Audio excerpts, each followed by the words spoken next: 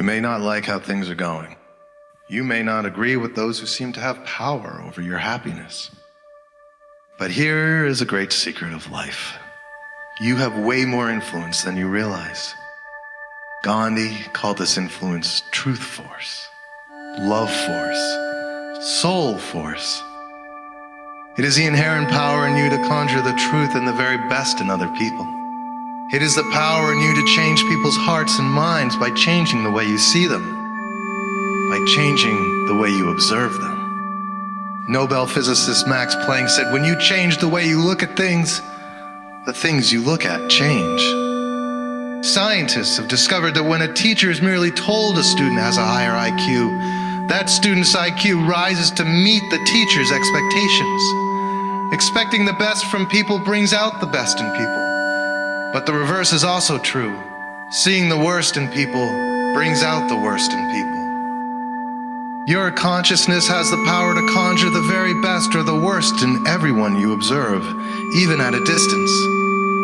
Our friends, our families, our children, our co-workers, our police, even our presidents, we have the power to change each and every one of their hearts and minds simply by changing our own hearts and minds about them. We all have darkness in us, but we also have the light.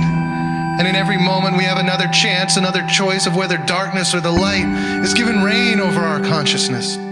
What you stand witness for in others is strengthened in them by the power of your observation. When you look for the worst in someone, when you make them wrong in your mind, when you refuse to see the best in them, you are committing a spiritual assault of the worst kind. For you are testifying against their ability to choose the light, standing witness for the darkness in them, and strengthening its power over their heart and mind.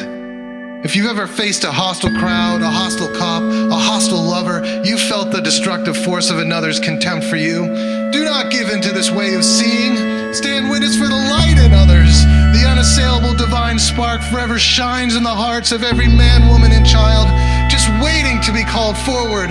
When you call on the divine spark in someone, you lend it the strength to prevail in their consciousness.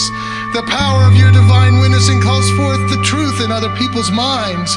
It calls forth the love in their hearts. It calls forth the grace and the beauty of their souls. Divine witnessing is the most powerful form of nonviolence because it heals the very source of violence. It turns your enemies into friends, even when you thought they were deplorable and wrong. In a place where you see no light, you make your own. You call upon the divine spark within you and invite it to reveal itself in those who oppose you. The divine spark in your heart ignites itself in others through the blazing light and love of your consciousness. Witness for that, strengthen that, insist upon that. The truth in me calls out to the truth in you, for it is only that I will stand witness to. It is only that I am determined to see. It is only that I will testify for. For to condemn you would be to condemn me, and we are the same. And so I insist on regarding you as true and good and wise and kind, and so it will be, because that is what we all really want to see.